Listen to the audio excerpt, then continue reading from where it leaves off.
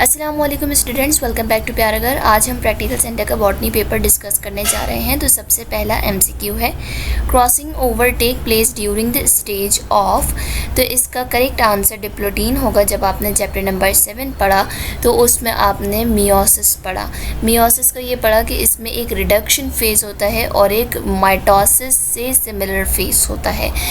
तो जो मियोसिस 1 जो कि रिडक्शन फेज़ होता है, उसके प्रोफेज़ में भी सब डिवीज़न हुआ होता है और उसके सब डिवीज़न में जो डिप्लोटीन होता है उसमें पाया जाता है क्रॉसिंग ओवर का फिनोमेना। अब नंबर 2 एमसीक्यू है, only this one is topographic factor of an ecosystem. तो इसका होगा आंसर करेक्ट अर्थ सरफेस। फिर आप थर्ड नंबर पर आ जाएं, this hormone helps in the closing of stomata abscisic acid. जैसे कि ईथीन है, वो रिपनिंग ऑफ फ्रूट में मदद करता है। इसी तरीके से एब्सिसिक एसिड भी फ्रूट में नहीं लेकिन स्टोमेटा की क्लोजिंग में हेल्प करता है।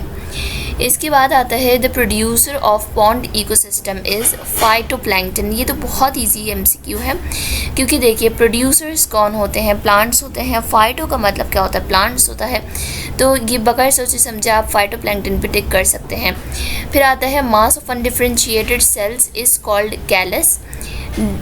Germination of seeds within the fruit while still attached to the parent plant is viviparous। फिर नंबर 7 एमसीक्यू, अब ये आपका क्विज़ है, ये आपको आंसर देना है मुझे कमेंट्स में कि इसका करेक्ट आंसर क्या होगा। फिर मैं आपको बताऊंगी कि आपने करेक्ट बताया है या नहीं।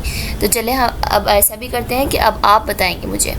चलें, number 8, both polynucleotide strands of DNA remain separated bye 20 angstrom. देखिए ये तो बहुत इजी उन्होंने दे दिया। पॉलीन्यूक्लियोटाइड स्ट्रैंड साफ वाज़ेह तौर पे लिख दिया कि डीएनए के 2 स्ट्रैंड्स, वो दोनों कितने डिस्टेंस से सेपरेट हैं ये बताइए। ये ऐसे भी लिख सकते थे कि uprights of DNA remain separated bye.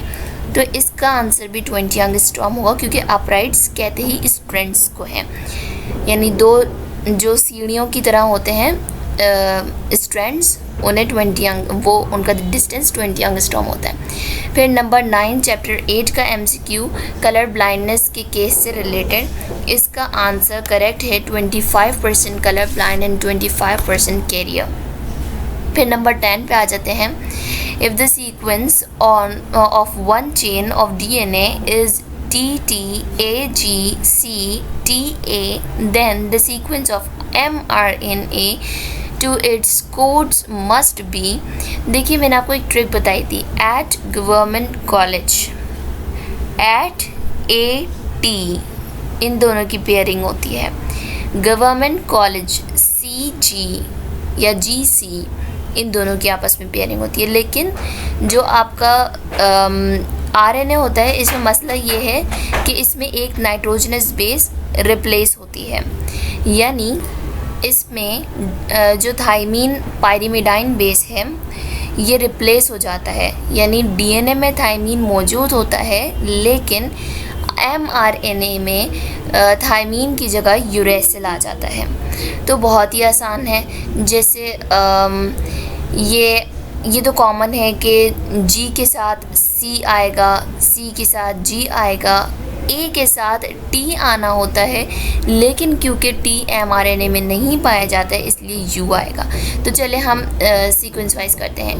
T pairs with A, T pairs with A pairs with U। तो इसकी सीक्वेंस कैसी होगी, A U C G A U। ये इसकी करेक्ट सीक्वेंस है। ये अब आंसर क्रिएट हुआ और अब आपने ये ढूंढना है कि कौन से वाले एमसीक्यू में ये आंसर गिवन है। वैसे इसका सेकंड ऑप्शन है। फिर हमारे पास है number 11, fibres and sclereids are this type of tissues sclerenchyma tissues. फिर this is present in RNA but not in DNA। ये तो मैंने MCQ नंबर 10 में बता दिया कि यूरेसिल ऐसा है कि जो RNA में पाया जाता है, लेकिन DNA में यूरेसिल की जगह थाइमीन होता है। फिर इन moths sex determinant chromosomes is present in female and is represented as, इसका करेक्ट आंसर ZW है। वैसे जैसे XY होते हैं बिल्कुल वैसे ही ZW है, लेकिन दूसरे एनिमल्स में जैसे मेल रिस्पॉन्सिबल होता है कि आइदर जो ऑफस्प्रिंग है वो मेल प्रोड्यूस होता है या फीमेल प्रोड्यूस होती है, तो इसमें मेल रिस्पॉन्सिबल होता है। लेकिन जब हम बात करते हैं मौत की या आपके पास फिशेस हैं, तो इनमें केस थोड़ा सा बदल जाता है। इनमें फीमेल्स रिस्पॉन्सिबल होती हैं कि आइदर जो ऑफस्प्रिंग आने वाला है वो मेल होता है या फीमेल होता है। तो फीमेल के पास वैरायटी पाई जाती है, यानी फीमेल के पास ZW पाए जाते हैं। ये बिल्कुल X एंड Y की तरह ही है, लेकिन ताकि डिफरेंस क्रिएट हो सके, ताकि कन्फ्यूजन ना हो जाए इन दोनों के दरमियान, तो इस वजह से बस इनको ZW से रिप्रेजेंट किया, वरना ये XY ही है।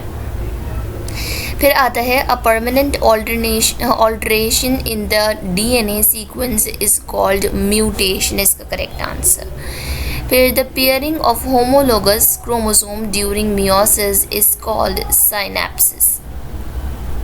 अच्छा, फिर हम आते हैं लास्ट पर, arrange the correct sequence of biotic components in an ecosystem. 1 microphytes, 2 predators, 3 macrophytes, 4 primary consumer, 5 bacteria. अब इनको हमने सीक्वेंस में करना है, तो देखो सबसे आसान सीक्वेंस में आपको बताती हूँ। सबसे पहले तो प्रोड्यूसर्स आते हैं, फिर कंज्यूमर्स आते हैं, फिर डिकम्पोजर्स। कंज्यूमर्स में भी वैरायटी है कि एक कंज्यूमर्स यानी एक जानवर वो होते हैं जो पौधों को खाते हैं, और एक जानवर वो होते हैं जो जानवरों को खाते हैं, दूसरे जानवरों को। तो इस हिसाब से हम कैटेगरी फिट कर सकते हैं। माइक्रोफाइट्स और मैक्रोफाइट्स तो होते ही प्लांट्स हैं, तो अब इनको सीक्वेंस में करना है। इनकी सीक्वेंस क्या होगी, पहले छोटे माइक्रो, फिर मैक्रो। इसके बाद आते हैं प्राइमरी कंज्यूमर्स, यानी कि जो कि पौधों को खाते हैं, हर्बीवोर्स, प्राइमरी कंज्यूमर। फिर आते हैं प्रीडेटर्स, वो जानवर जो कि दूसरे जानवरों को खाते हैं, सेकेंडरी कंज्यूमर्स। फिर लास्ट में आते हैं बैक्टीरिया, जो कि होते हैं डिकम्पोजर्स। तो इसकी सीक्वेंस करेक्ट क्या होगी, 1 3 4 2 5। Correct option is a. अब यहाँ पर हमारा जो वीडियो लेक्चर था वो ख़त्म हुआ। अब मैं वेट कर रही हूँ, आप मुझे फौरी तौर पर रिप्लाई करके बताइए कि इस नंबर 7 का क्या आंसर है, फिर मैं आपको बताती हूँ कि आपने सही बताया है या नहीं। ये एक छोटा सा मेरी तरफ से क्वेश्चन है, आप फौरी तौर पे मुझे बताइए कमेंट बॉक्स में। और अगर आपने अभी तक हमारा चैनल सब्सक्राइब नहीं किया है तो काइंडली सब्सक्राइब कीजिए, वीडियो को लाइक कीजिए। अल्लाह हाफ़िज़।